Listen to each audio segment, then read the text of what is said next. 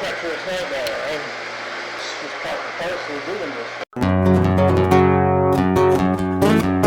Hi, Dave Friedman, Hardwood Floor Finishing 101. In this video, we tackle a 150-year-old pine floor that's covered with multiple layers of paint and flooring adhesive. So stick around and we'll show you how we did it. Then we're going to be doing all of this. Everything in here. In this area. This, everything in here,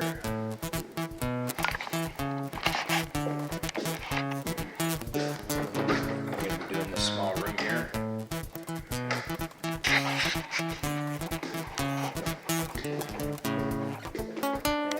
doing it here.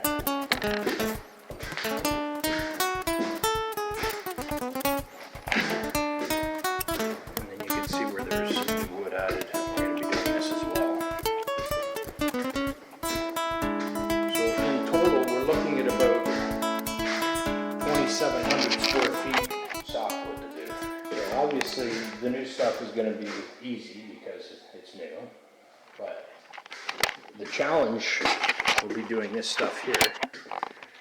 It looks like some of it's been stripped off, but I just know by experience that this will put up a good fight, and we'll be going through quite a bit of paper to get through all this here. Especially in areas like this where you can't get the drum sander in. Well, you can get it in a little bit here, so we'll have to go against the grain to do some of this. And over here. But all of this stuff here, I don't even know what that is. It's some kind of adhesive or something, so this is just going to put up a wicked fight. But have no fear, DF Hardwood Floor Finishing is here.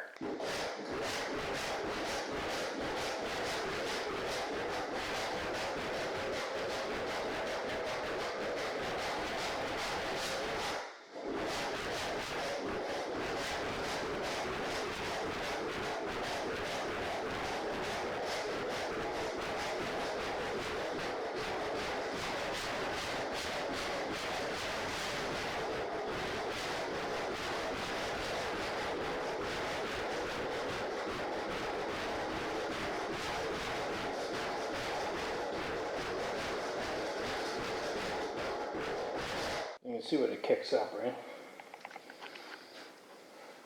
Because when you go to sand this stuff here, it just gums the paper right up. So it's better to scrape it, you know, saves you a lot of time too, because you go over this stuff here, gums the paper up in no time, and then you're replacing the paper and you're not really getting any further ahead, because in 5 minutes you've gummed the paper up. So we don't run into these jobs very often, but periodically we do. So what we had here was all this stuff here I had to hand scrape. Right? You know, it's because it's some kind of adhesive they had here. It's holding down the vinyl strip floor. Now the best way to deal with that, because it's going to just gum up your paper. I got a 24 grit on my drum sander, but it's just going to gum up the paper very quickly.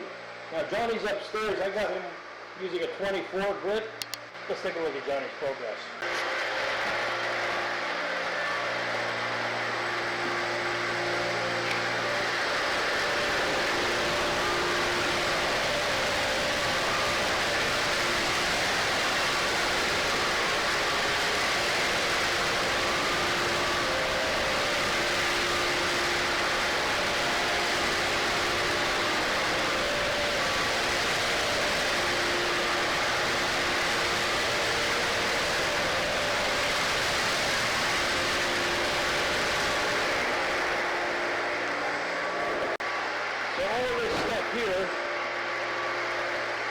All this stuff. If you attempted drum sanding or edgered, it's just going to gum up the paper. So I've got him with the 24 grit and scrub up, and he's using that right now. He's been on it a few hours, but I just trying to mix it off. I think it's only about 400 square feet that we have to do with that. It's only, because we got 2,700 square feet we're doing for this job here. So in terms of the percentage of the entire job, it's not much, but I like to tackle the worst part of it first, right? We didn't do do all this crack first, and once we get this out of the way, the sanding is not going to be too bad at all because we've actually done this before. That's what you call a treacherous nightmare, and that's just part and parcel of doing this thing.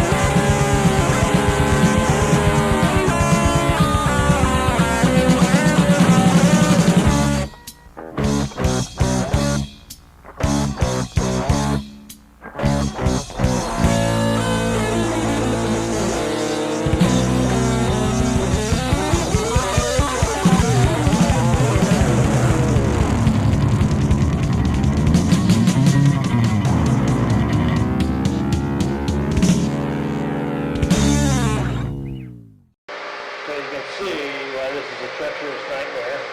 Just gums up the paper. 24 grit. What I'll actually do is I knock it off. Try to reuse it for a little bit more. I've provided links to everything I used in this video in the description below.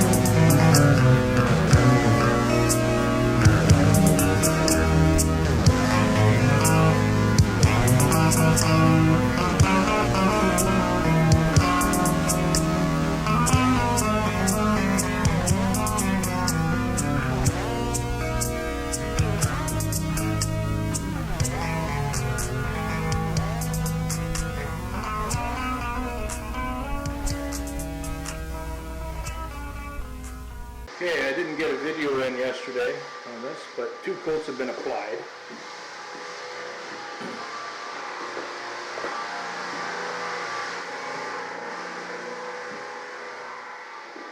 So it is starting to shape up. It looks pretty good.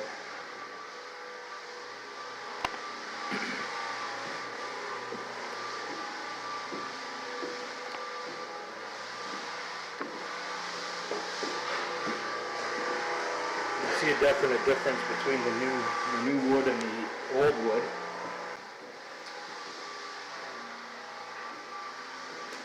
So I'm in the process now of screen sanding. I've got a 180 grit screen on there. I did screen sand it yesterday. I actually screen sanded at 120 yesterday.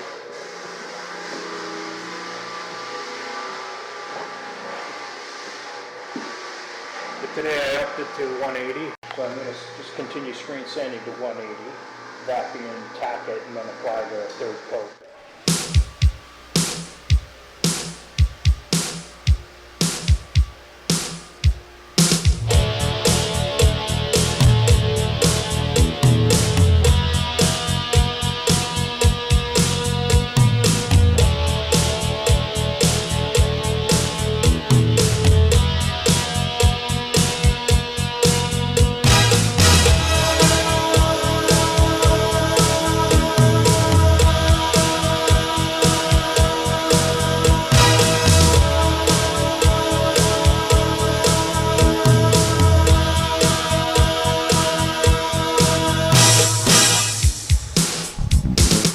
There's one tip I wanted to just share with everybody.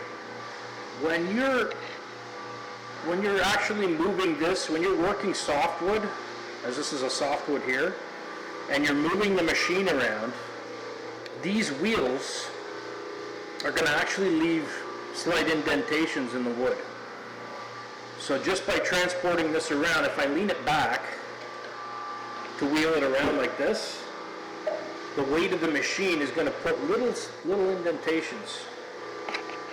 So I learned this through experience the hard way, because I recall I would want to start doing this at the furthest point from where the exit of the room would be when I don't need the machine on the floor. So I would wheel it over there, and then I noticed the 2 wheel lines. And it was hell trying to get them out. Like, if you're sanding, it's one thing, but this is just screening. So what I do now is basically wherever I store the machine, that's the point where I'm going to start running it, and I'll just work to the back with the machine running. So I don't even use the wheels. I don't even wheel it around, just because I don't want to be dealing with, trying to remove those marks, because they're visible and they don't look good. They're ugly. So that's a tip that I learned from experience. So if you are going to be using this machine, don't wheel the machine around on softwood. Not so much on hardwood, but on the softwood, it will tend to leave indentations because the weight of the machine is fairly heavy, right? It's 126 pounds, I believe. So you got all that weight on those 2 points and you're wheeling it, it's digging into that softwood. So just be aware of that, and don't do it. If you found this video helpful, maybe you just enjoyed watching it, or maybe you just enjoyed listening to my guitar playing, please hit like and subscribe to the channel, and stay tuned for more upcoming videos on how to sand, stain, and finish your hardwood and softwood floors. Dave Edward.